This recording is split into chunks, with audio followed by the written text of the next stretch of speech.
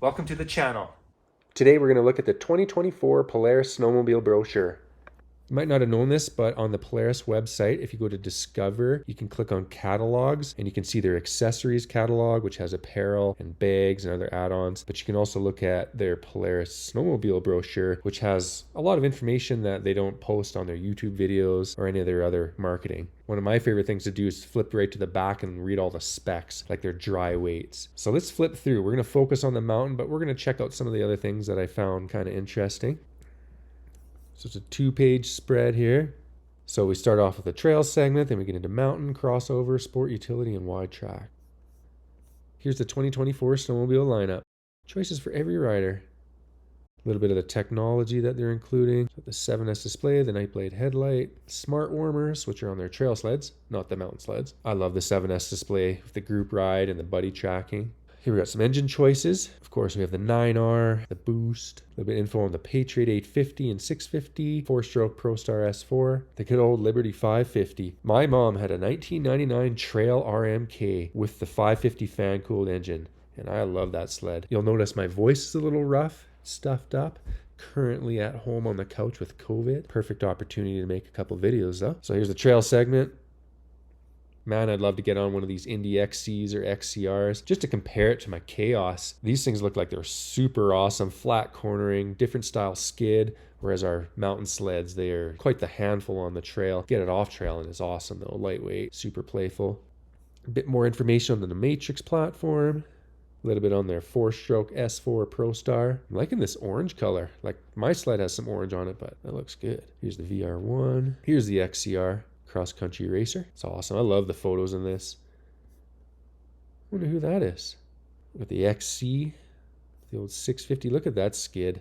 It's just so much different than what we have now in the Chaos and the Pro RMK. Some more on the Indy, more entry-level kind of family sleds.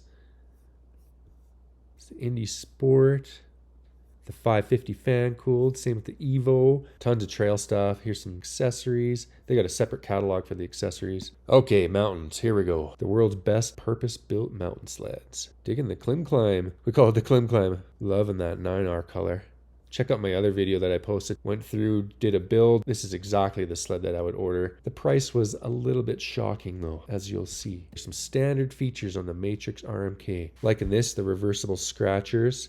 Supposedly they're supposed to kick up more snow too to help with cooling on those hard-packed trail rides into the mountains. It's got the Matrix raised platform or the Quick Drive 2, adjustable toe holds. I've never even touched mine on my 850. I feel like I could lower them a little bit. They're a little bit too high. Maybe I'll do that. Another video. For 2024, Polaris ditched their 3-inch track. Now your options are the 3.25-inch track, the Series 9, or you can get the Series 8, which is 2.75 inch. A little bit about the slash tunnel. Pro RMK, you can see some of the color options they have for SnowCheck. So it's hard to tell, but some of these colors are actually matte. It's kind of got like a satin finish with a little bit of metallic to it. Chaos RMK. This is not the slash tunnel. You can tell it has a snow flap on there. You can still get the 2.6 Series 6 track on the 146 Chaos slashes, whether you get a 650, 850, or 9R. I really like that color. Looks awesome. Loving the plum crazy old Plymouth color. Plymouth? You like on a Barracuda, right? Plum crazy on the Plymouth. You can correct me if I'm wrong. Put it in the comments. It's a cool color though. Here's the Boost. Seeing if there's any information here that I missed. This is the ski stance that I have right now, 36. It's super narrow. Love it. Look at that army green and what's this, neon? A little bit more about the 9R and how it's a proven engine on the racetrack, the hill climb, the rim chaw. Here's Keith Curtis, Andy Thomas. Cole Thomas. Sorry, the Pro RMK, the Chaos, and then there's still the RMK, the old Rocky Mountain King. And don't forget about the SKS, the Snow King Special. You can get it in 650. And yes, you can get the RMK Evo still with the 550 fan. I like this goggle bag that goes on your handlebars. You just can't have enough storage. I mean, you could probably have too much storage. Like I pack so much stuff. There's so much weight added to my sled. Crossover sleds, switchback, and the Assault. You can get a boost in the Assault. That's sweet. Hypersled power. Switchback Assault. Some more accessories for crossover sleds. Look at these light up handguards. That's what you need. Some lights that add on to the Nightblade headlight. Then we got the sport utility. Going ice fishing here with your ice auger. Tow a sled up to the cabin. It's awesome. You can get the 7S display on these sleds too. Voyager 146. Voyager Adventure. And now we have the Titan. Now that's a windshield. And look at that rack. 155-inch track length. Here's another view of that rack.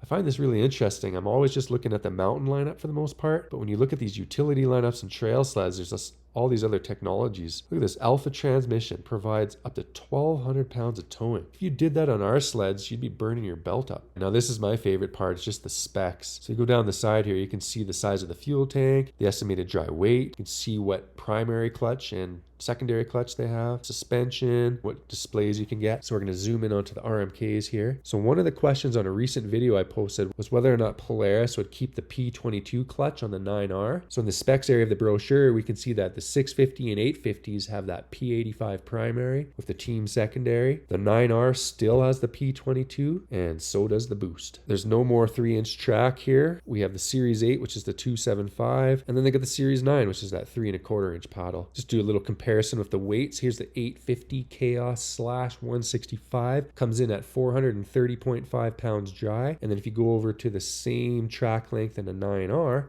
it's 429.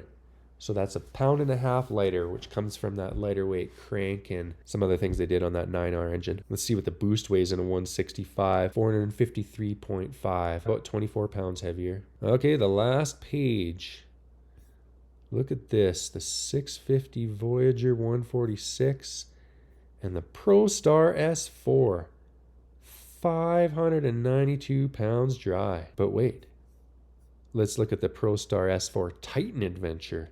722. I think that wins the heaviest sled competition. All right, everybody, I hope you enjoyed that. If you did, give this video a like, hit the subscribe button so you don't miss my next video.